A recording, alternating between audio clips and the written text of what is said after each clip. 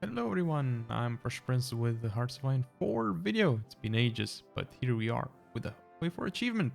It's gonna be lit, and it has my name on it. Two achievements that are very similar, basically. So let's get straight into it, shall we? Now we have electronic mechanical engineering, the basic machine tools, as well as construction. So things are definitely happening here. So, to continue, we're gonna be going with, well, first of all, after the tech, what we do is we set up our general and delete the extra infantry, the garrisons, all the reserves. And, yeah, we just have 3 divisions left. We also delete the air wings because we don't really need those air wings, right now. So that's really more than fine. So here, as you can see, we're disabling all the decisions that we don't really need because we don't want to be spammed with alerts about decisions that we don't want to take. We also took, well, we're looking at our possible national focuses right now. There's a lot of focuses that we can actually go for here, but I mean, the same as is very, very good, of course. And, well, at this point, as you can see, I've highlighted what we start with. So on the left, we have reconvene the same as up to root out the Iron Wolf. That's the first path. And then we're going to switch on over to Lithuanian preservationism and go along to restore the Commonwealth, claim Livonia and stuff. And in the meantime, we're also going to be doing these focuses that I just highlighted. But of course, we're going to go with reconvene the same as to start things off. And we're going to unpause in just a moment. We're deleting the extra units that we don't really need at this point. And yes, templates. And we renamed the template, and we're going to go 9 infantry and 1 artillery. That's going to be the template that we'll try. By the way, this is with obviously no step back because of the achievements. And what we're going to go with here is we're looking at all the possible advisors. This guy, Alexandras Sturzinskis, something like that, is the guy we're going to go for first because he lets us get free trade and partial mobilization. Now, sometime later, as you can see, we're going to be having quite a bit of political power, which we'll be able to spend. As you can see here, we went along with more mechanical engineering and industry techs. We're going dispersed because the base efficiency, and also it's when you switch techs with dispersed, you do keep a lot more of the production efficiency. Now here, as you can see, we're looking at Albinas Sepas because, he costs 100 power and he gives us army experience gain, which is very, very important to get. So we're going to go with him. See, we're now on the Lithuanian preservationism path. And yeah, I'm not quite sure what's wrong with the on-map city names, but that's pretty weird. And we're going to go with a new noble class now because that's better than the other side. Get some political power here and some other stuff. We don't want the units first. Now here, as you can see, we did get the computing, and we're looking at industry, but it's 1937, so we don't want to get that hit yet. We're going to go with trains, because we can get that. And we should build that potentially. We're also probably going to go either with artillery or, yeah, we're really looking at what to get right now, but yeah, artillery is what I went with, it seems. But yeah, at this point you can see we also have partial mobilization and free trade. I believe I went free trade first because you get more of a reduction to start things off. And then you get another reduction for partial mobilization later for economic laws from one of the decisions that you do. Or actually national focuses, my bad. Now that we got the radio, we can start preparing for the industry text because it's almost 1937.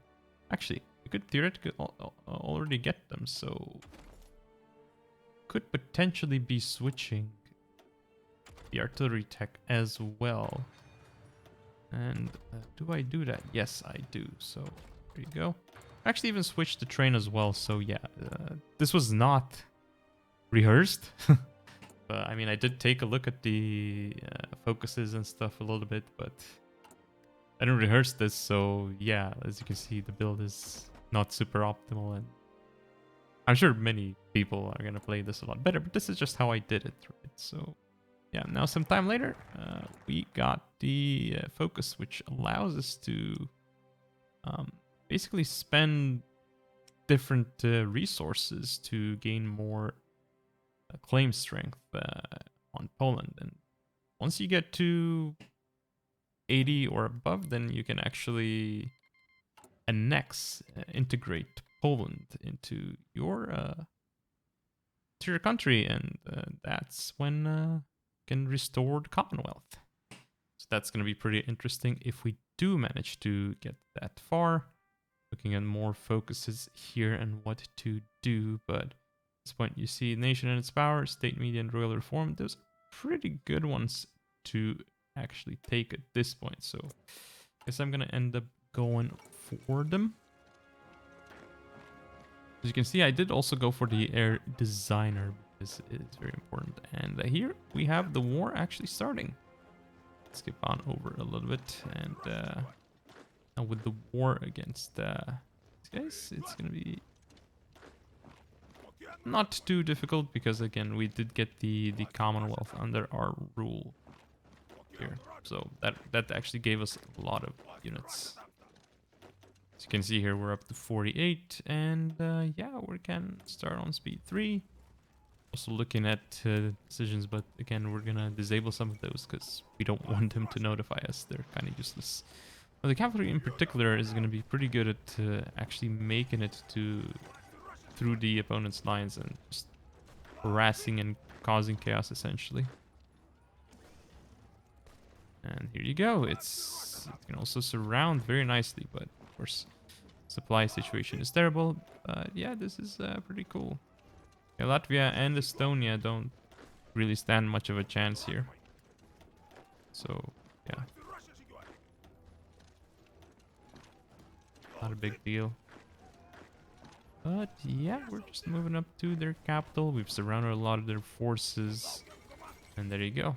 Latvia is gone. And after Latvia, I guess, who's next? Well, it's Estonia.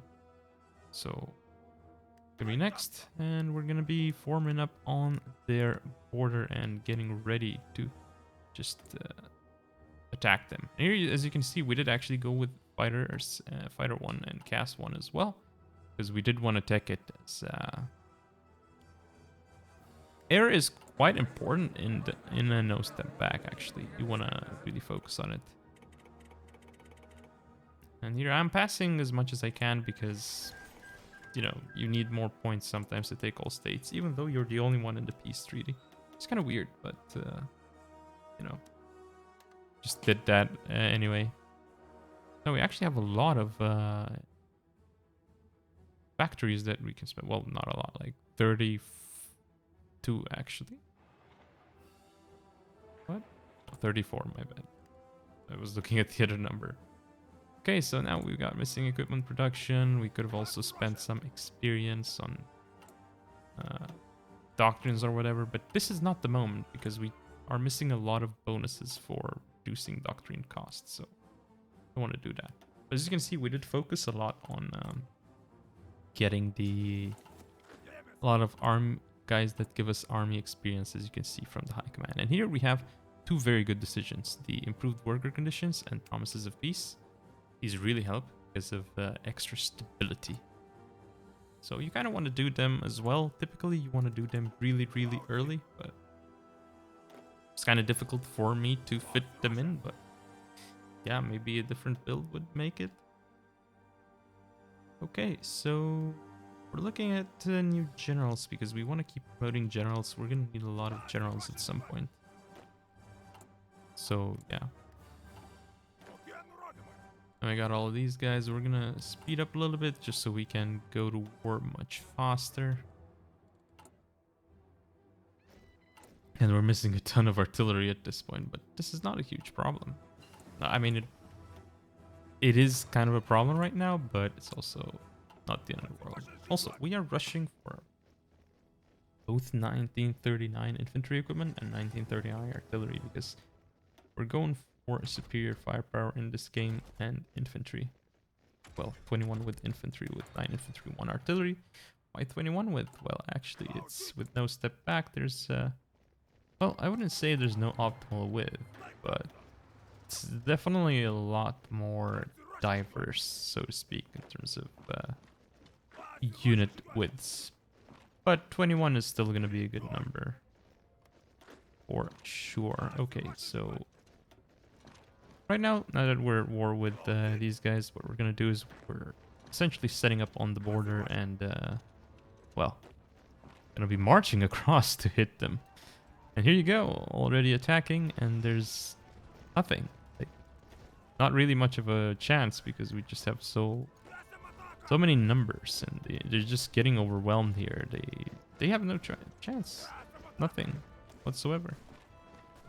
And we're gonna do a little bit of micro here just to make things a little bit faster. And of course, in doing so, sometimes I do mess up, and yeah, I stopped the movement order there, but yeah. It's pretty weird. Okay. There's some strange movement order glitches that I noticed in No Step Back.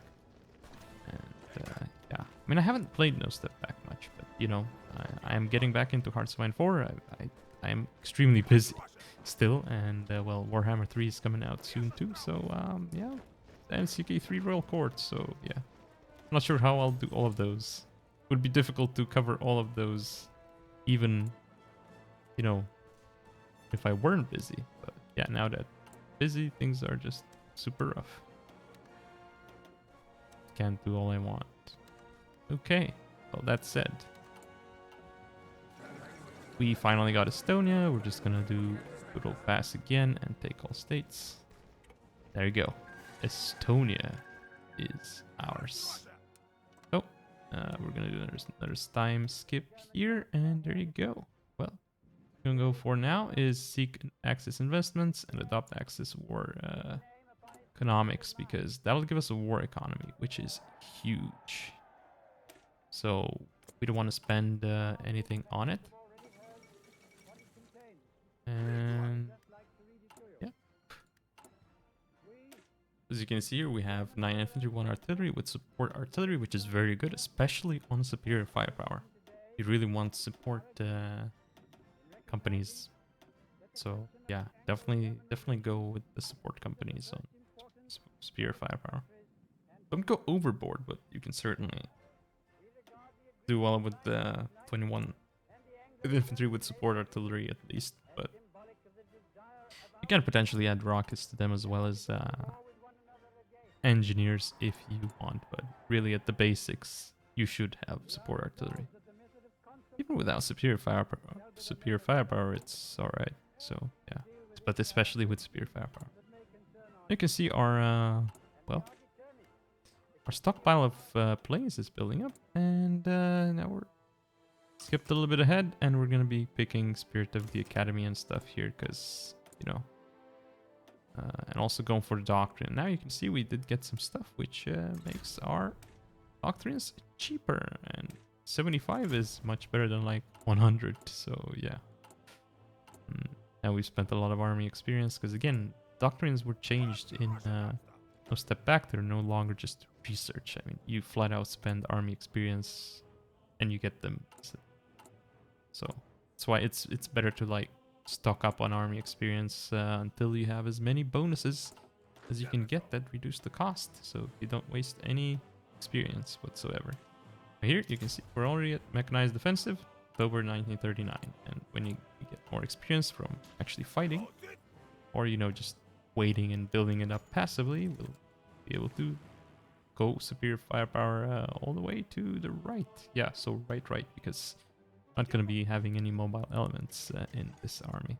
So it's December 1939, and it's actually time for war. And as you can see, I am actually speeding things up a little bit. It's actually at twice the speed it normally should be at, because, you know, I don't want to show you the entire thing, but I feel like showing it at 2 times speed is decent enough, because you can still tell what's going on, what I'm doing in the grand scheme of things.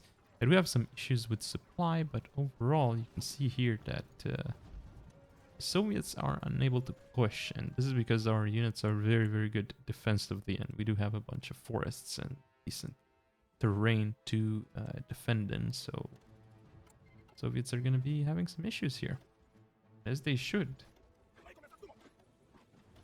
It's quite funny how the sound is on like twice the speed. Yeah, we have some casts, we have green air as well, which is very important, but I didn't build supply hubs in some very important places though, so as you can see here, massive supply molasses, some battles. I'm not sure why I'm still not doing it. I'm looking at leading those, but I'm not really making supply hubs still. I'm not quite sure why I'm not doing that, but that's definitely a mistake. As you can see, our defenses are strong. Our planes are just unable to be taken out. So yeah, things are looking very, very good here. They are actually doing some damage to us in Western Poland. But yep, we're going to be moving more casts to the south and defending here because they seem to push in just because we have supply problems. And here too, up in the north. So that's a little bit scary. It's definitely a little bit scary. And we actually cannot buy as much as we need here, which is the problem.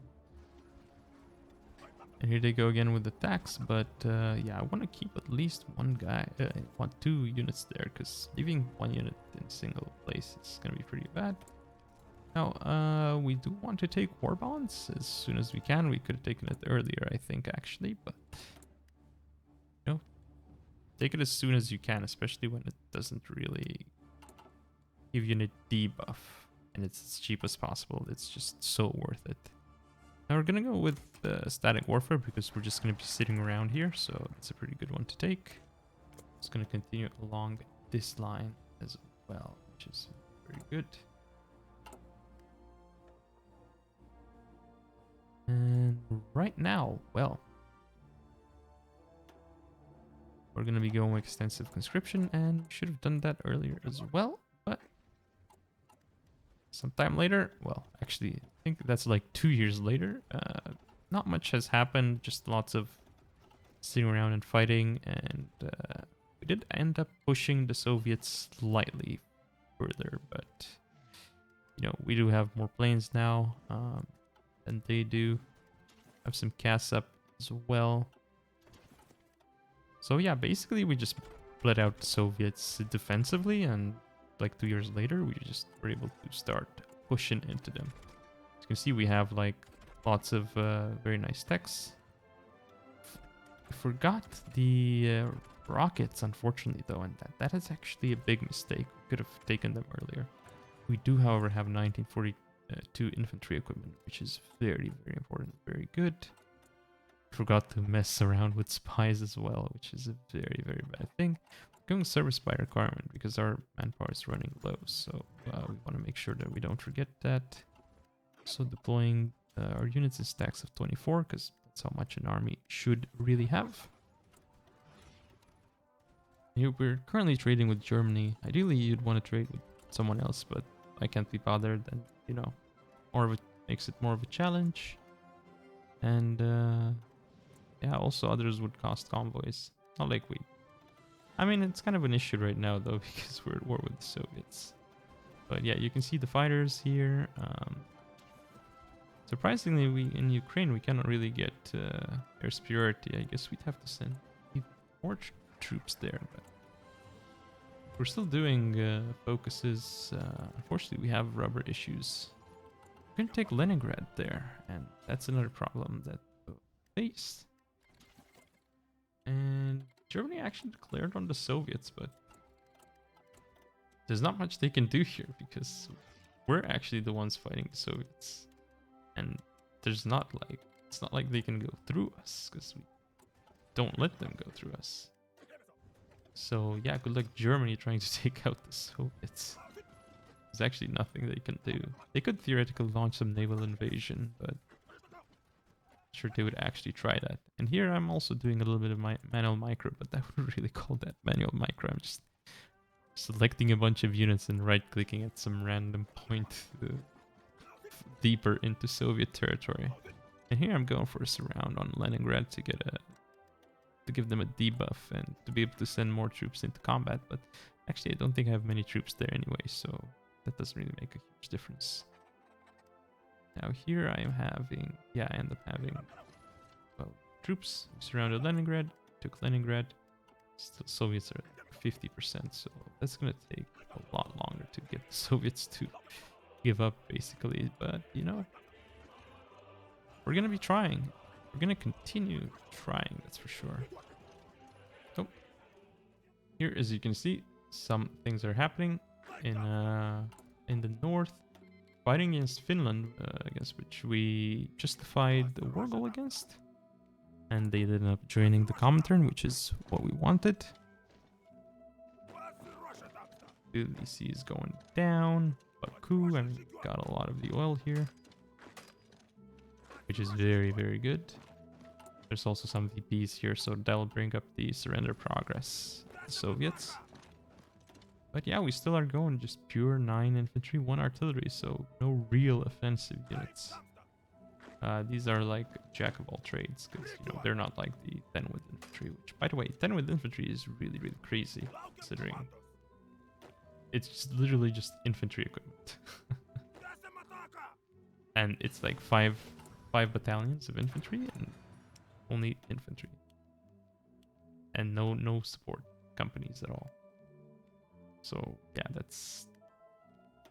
it's really cheap and like really quite worthwhile in terms of how much it does per width, but I don't like it that much because, you know, that means you'll need more generals. I think that's like one of the bigger weaknesses of it. So you have to farm more generals if you want to do that. It also clutters up the game a lot more. As you can see, it's already cluttered. I could theoretically do the quote-unquote abuse, which is you could give like the generals a garrison order, and that would bring them up to 72, which could be advisable, you know. Because max 24 divisions definitely makes it harder to micro and see what's going on at any point. But yeah, our generals are starting to get pretty good, and they have a lot of traits at this point. You know? Another thing is that once they get a certain amount of skill, I think it's 4, you can actually turn them into high command and stuff. Give them officer traits instead of like regular traits, so it's pretty good. That is most definitely pretty good. And here we're going for Finland. We need to get Vasa, and one of our units is starting to get a circle here. That's not good. Soviet Union is almost done though, and yeah, that's. I mean, it's taken us a long time because we don't really have any fast breakthrough units. We just decided to go the old, you know, slow push, and but before that, just bleed them dry, you know, kind of strategy. Which ended up working, but it's definitely a slower way of doing it. It is pretty safe though, you know, because not much micro is required. You just sit there and you ensure that your defenses keep up. Whereas with like actually going for some offensive units, you have to make things happen. And it's not like it's too difficult against the AI, but you know, just sitting there and watching your defenses just be unbreakable is so quite interesting. Because then you can see the fruits of your macro. And here they actually pushed us back because our supply is like starting to get really bad. I don't know why all these units are going to the same place, but we're moving up. And I'm also not quite sure why I haven't sped up this part of the video. But I wonder, am I actually going to lose that division? Probably not. I don't think so. You see, clicking on that actually sent me to a different province with that unit. It's weird. And there goes the Soviets. They have given up. And now we're just passing a lot. And maybe right now we can take all states. And yes, we can. The Soviets are ours. Boom. We have so much in our hands. Of course, first thing we do is we set up a field marshal front line with Germany. And we now have adaptable, which is cool. Of course, we can do a lot of the resource decisions now as well, which we'll need because you can see our resource situation is bad. Meantime, well, we actually forgot a lot about spies, but and go localized training centers, which I shouldn't have done in retrospect. Like, that's it's going too crazy with stuff.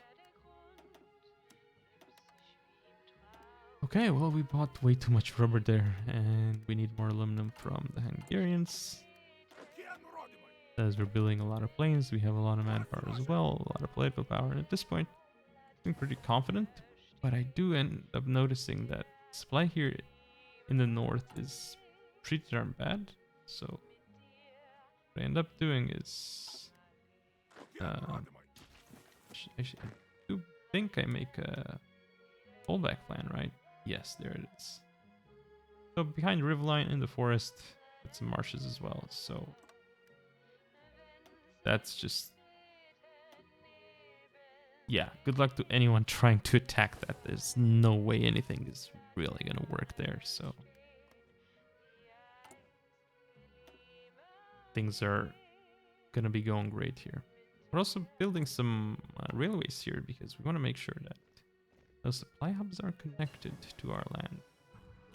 Although naval bases are just fine. But not if they're, you know, blocked, so... which they are in this case. Also, pro tip is that naval bases, you kind of want to build them more if you can instead of supply hubs because they're cheaper. Supply hubs are very, very expensive. I believe they're like double the price of a civilian factory, so yeah, something to keep in mind. You don't want to build them unless you really need to. And you know, sometimes you can replace them with naval bases instead.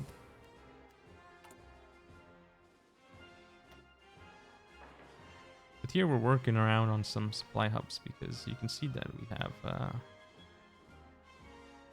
we definitely have some supply issues in here. We'll continue to have them. And yeah, we just need to get a connection to our capital. Then they'll get supply. There we go, supply hubs up top as well. Actually, no, I changed it around. But we're getting the next level of gas, the next level of fighters as well, which is huge. Yeah, we don't need as many trains anymore. And we're about to start the war with Germany now, but we do have our fighters in cast, 1944 versions up. So the fighters, I believe we actually went 5 engine 4 range, something like that. If we didn't actually manage 5 engine 5 range.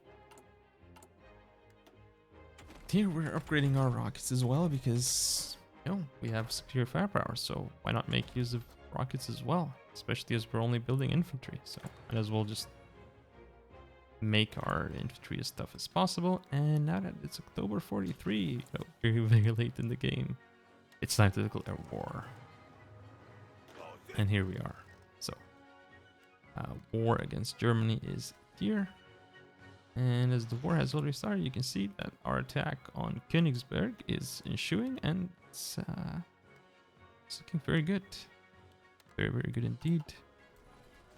We're also defending Western Poland quite well, pushing in through here.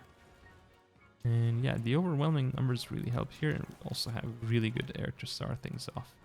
You won't always have that, and after a while Germany will start putting up planes, but you know, make use of the early blitz, right?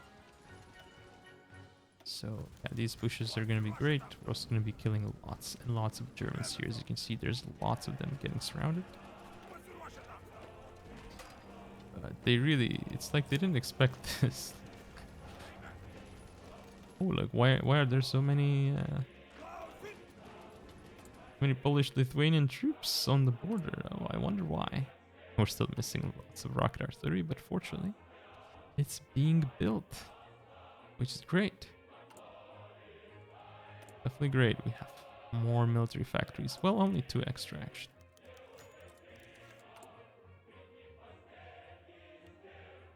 And there you go, more planes. And as I was saying, now our air situation is no longer as nice.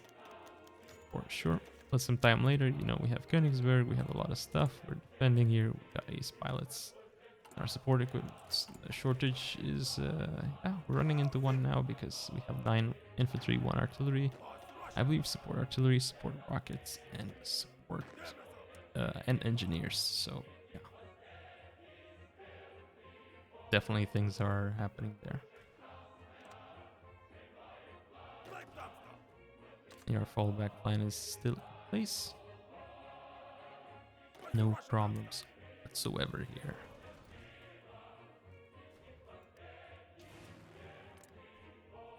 And yeah, air situation is getting much better in Western Poland.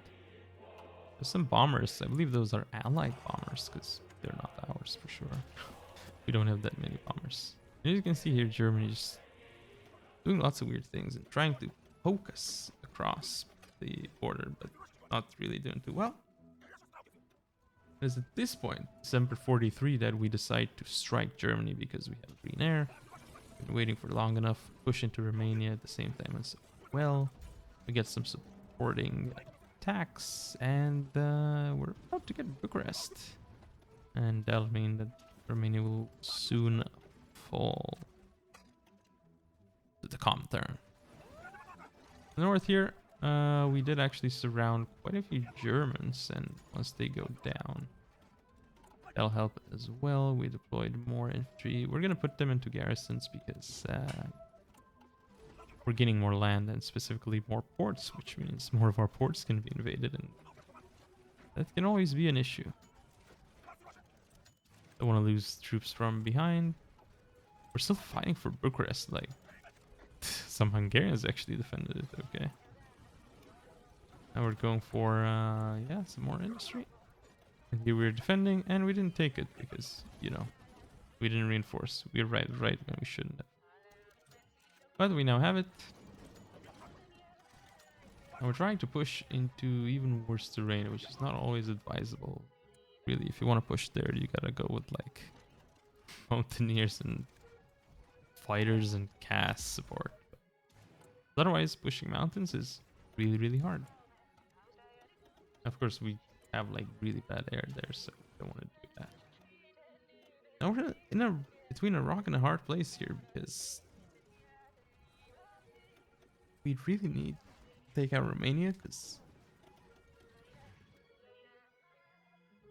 we need to just free up some of our troops here. Granted, I don't think Romania and Hungary have a lot of troops. They have 10, maybe like 20 divisions altogether. I thought I checked because they didn't lose a bunch. We did kill a bunch, so yeah. The war bonds are up and I didn't take them, so that's definitely a mistake. We should have really done some work there. But yeah, red air there, and we're gonna start putting up some air. It's yellow, and it's only gonna get better. Actually, we're able to push this on territory, which is really, really bad. We're doing the same to them though. And air is yellow, which is at least something. It's better than red. Especially when we have no anti-air, so the penalties really, really hurt us.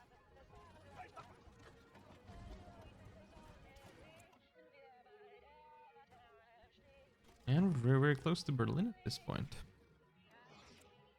If we get Berlin, well, whole new range of possibilities appear. And there you go, Berlin has been taken. And we're also pushing heavily and microing a lot because this is a weak point of Germany because they lost the front line, as you can see here. They're going to be able to reposition at some point and reform their lines, but this is going to give us time to take more land until then. Specifically keep Berlin and our grasp. And it's also going to mess up their supply, and they're going to lose industry, they'll lose production capacity, lose a lot here, so this is great. This is how we want to do things. At this point in time, I'm like pretty convinced that, we're getting close to ending this war. But still, especially in the south, the Axis are really proving be quite resistant. And sometime later, As you can see here, actually like a year later, we ended up pushing into the low countries. And we're still pushing across because we could launch a big ol' battle plan. And that's probably gonna leave Germany dead. Here they lost 6.83. Okay, it's pretty good. For Germany, I mean, they're not like so. But still, they do have a really huge manpower pool as well. It's really hard to like run Germany out of manpower. Actually, you gotta be really patient. I didn't really do that.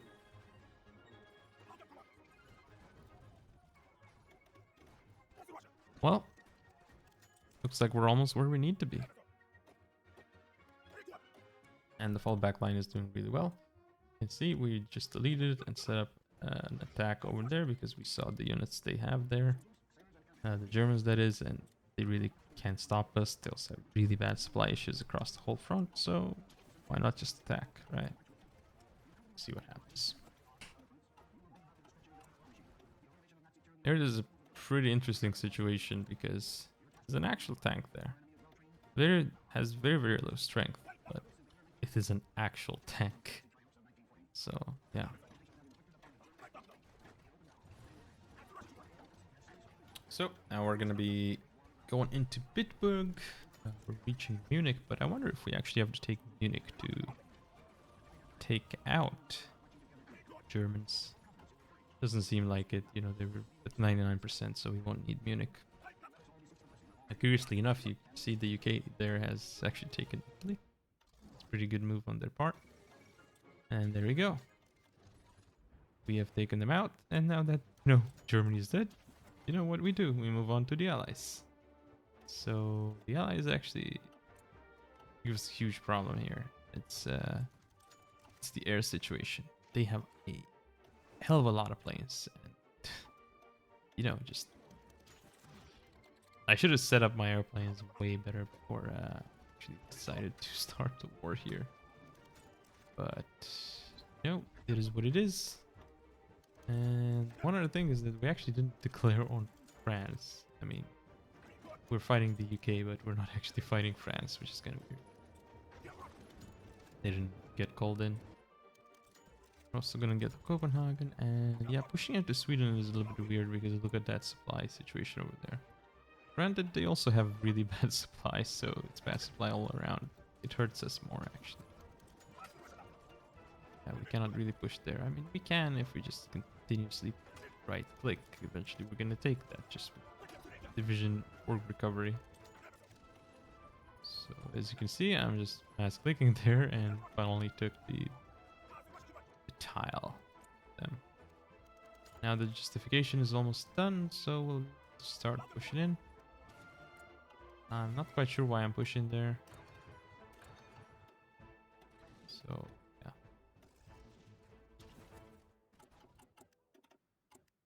We have so much missing aluminum.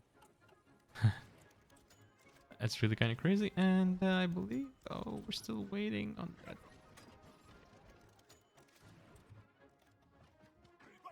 Now, war in Sweden, which is very important. So we take that.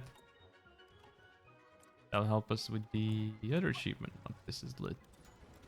But the other one.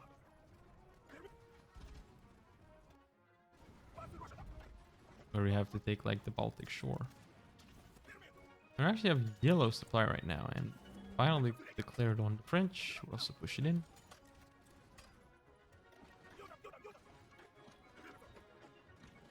Yeah, it's a lot better when you have like really good doctrine, really good tech as well.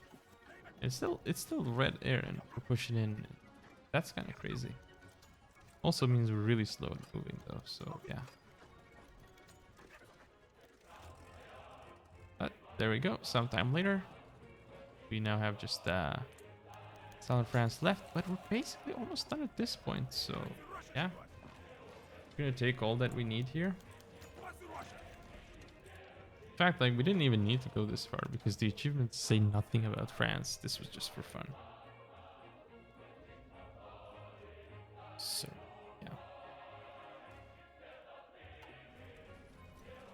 But here we are, like, just annoying the hell out of the Brits and their supply situation. It really is just horrendous over there. And there in the north, well, this is the final bastion of Scandinavia, which, you know, if we take, it's gonna give us an achievement. So yeah, we have all of France. I mean, UK is still UK because we're not gonna invade them, but I'm really liking the situation at this point. We took, I mean, one thing that I don't like is that it took us so freaking long to win this. But even if it took so long to win this, it was still pretty interesting just because I haven't played HOI4 in a while and this is my first foray into something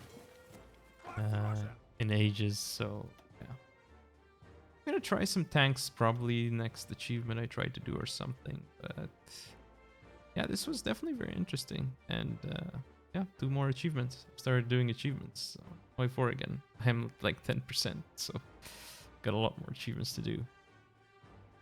And here you can see some losses, but you know, we don't see the Soviets anymore.